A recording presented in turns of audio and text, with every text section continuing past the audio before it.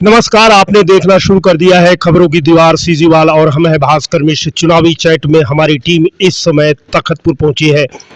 इस दौरान हमने देखा कि तखतपुर की गली गलियों में पुराने विधायक राजू सिंह छत्री, जिन्होंने एक रिकॉर्ड स्थापित किया है कि लगातार 2 विधायक रहकर उन्होंने दूसरे लोगों को मौका दिया है। इस समय धर्मजीत सिंह के लिए चुनाव प्रचार प्रसार कर रहे हैं। जानकारी देते चले कि धर्मजीत सिंह यानी भारतीय जनता पार्टी के कद्दावर नेताओं में से एक है। आइए जानते हैं राजू सिंह छत्री क्या जानकारी देते हैं कि तखतपुर का मिजाज इस समय कैसा है, गांव से लेकर शहर तक वो क्या कुछ बताएंगे, उन्हीं से बात करते हैं। तखतपुर का मिजाज कैसा है? अभूतपूर्व उत्साह लोगों में, गलियों में मैं घूम रहा हूँ और लोगों में देख रहा हूँ अभूतपूर्व उत्साह, और गांव में भी जा रहा हूँ तो बहुत उत्साह भरा माहौल है। ऐसा देखने में आया है कि जीते हुए विधायक को लगातार कंटिन्यू करते हैं। आप ही इकलौते हैं कि जो 2 बार न केवल रिकॉर्ड बनाया, हट गए। रश्मि सिंह के शासनकाल को लेकर इतना क्यों आपको लगता है कि अभूतपूर्व उत्साह भारतीय जनता पार्टी के पक्ष में है? लोगों में रश्मि सिंह जी के प्रति घोर निराशा है। गांव में कुछ काम के विकास के काम नहीं हुए, शहरों में कोई विकास के काम नहीं हुए। जो हमने काम कराया था उसके मेंटेनेंस तक के नहीं हुए हैं। सड़कें बनवाए, जीर्ण शीर्ण हालत में है अभी सड़कें। बिजली का काम कराया, बिजली के सारे फीडर ठप पड़े हुए हैं।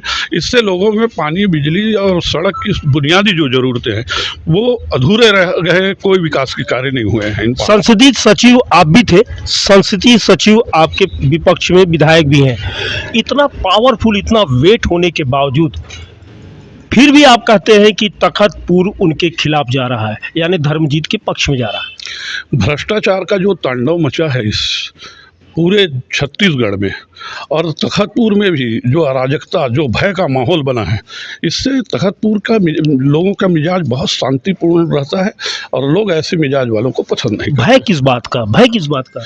लोगों को धमकियां देना, अवैध रेत घाट खनन करना और पंचायत। मैं तो पहली बार जिंदगी में राजनीति में अनुभव आया है कि विधानसभा के 119 सरपंच कलेक्टर को इस्तीफा केवल इस कारण देने गए थे कि उनके विकास कार्यों में विधायक जी रोड़ा अटका रही थी।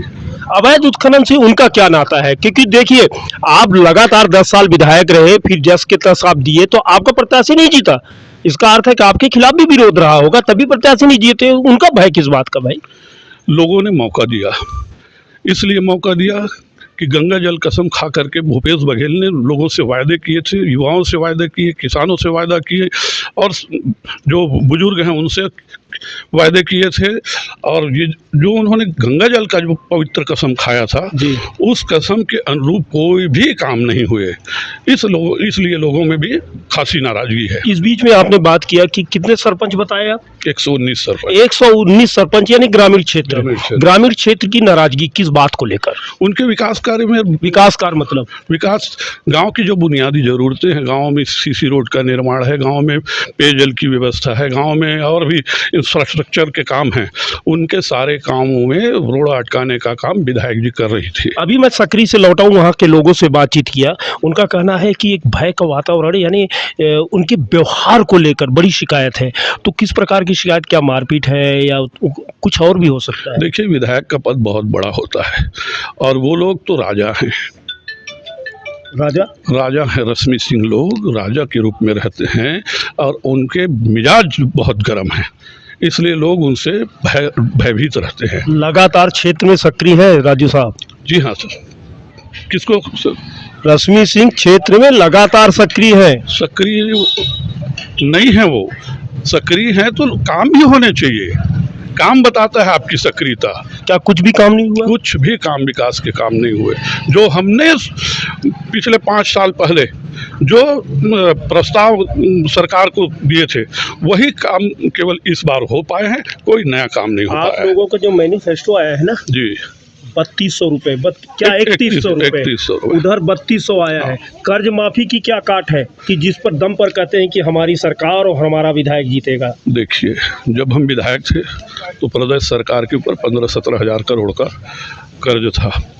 अभी 1.5 लाख करोड़ का कर्ज है। ये कर्ज कहाँ से उतरेगा? लोगों को आप रेवड़ियाँ बांट रहे हो। तो आप रबड़ी बांटे हैं क्या? नहीं नहीं, लोग समझते हैं इस बात को, और 5 साल धोखा खा गए हैं, गंगा जल कसम खाए थे ये लोग। तो इनको कर्ज माफी से जरूरत नहीं है, इनको विकास कार्यों से मतलब है, और मेहनत कश लोग हैं हमारे क्षेत्र में, और मेहनत का फल चाहते हैं। आपको लगता है किसान पहली बार केंद्र में आया है जिसके इर्द गिर्द राजनीति हो रही है?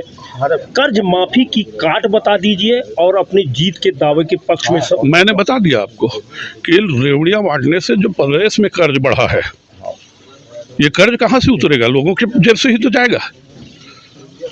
तो आप एक हाथ से दे रहे हैं, दूसरे हाथ से ले रहे हैं, तो ऐसी स्थिति में लोग ये पसंद नहीं कर रहे हैं। और कर्ज माफी की बात जहाँ तक की आपने, तो कर्ज माफी का उनको और भी विकल्प है हमारे पास। लोगों को सुविधाएं देंगे, लोगों को हम राहत देंगे। जितने सब्सिडियां दी जा रही थी भारतीय जनता पार्टी सरकार में, सारे सब्सिडी बंद कर दिए गए हैं। सारे विकास के काम ही नहीं हो रहे हैं कुछ, न कृषि विभाग, न PWD, न जनपद, यहाँ तक के SDM कार्यालय में और तहसील कार्यालय में अंबार लगा हुआ है, काम को कुछ काम नहीं हो रहा है। अंतिम सवाल, सरकार बनाएंगे कि सिर्फ विधायक जिताएंगे? मैं इतना बड़ा नेता नहीं हूँ, लेकिन फिर भी जितना मेरा राजनीतिक अनुभव है, मैं राजनांदगांव से, खैरागढ़ से होते हुए कवर्धा और पंडरिया, लोरमी और तखतपुर से लेकर के बिलासपुर कोटा तक देख रहा हूँ। हम पहली बार कोटा भी जीतने जा रहे हैं। इतने सीटों में भारतीय जनता पार्टी के विधायक चुने जाएंगे। राजू सिंह छत्री का दावा है कि इस बार न केवल धर्मजीत सिंह तखतपुर से चुनाव जीतेंगे, बल्कि राज्य की सरकार भी भारतीय जनता पार्टी बनाएगी। भय, भ्रष्टाचार और कमीशन खोरी से तखतपुर विधानसभा त्रस्त है, इसीलिए यहां से धर्मजीत की जीत निश्चित है। मनीष जायसवाल के साथ भास्कर मिश्र, सीजीवाल, तखतपुर।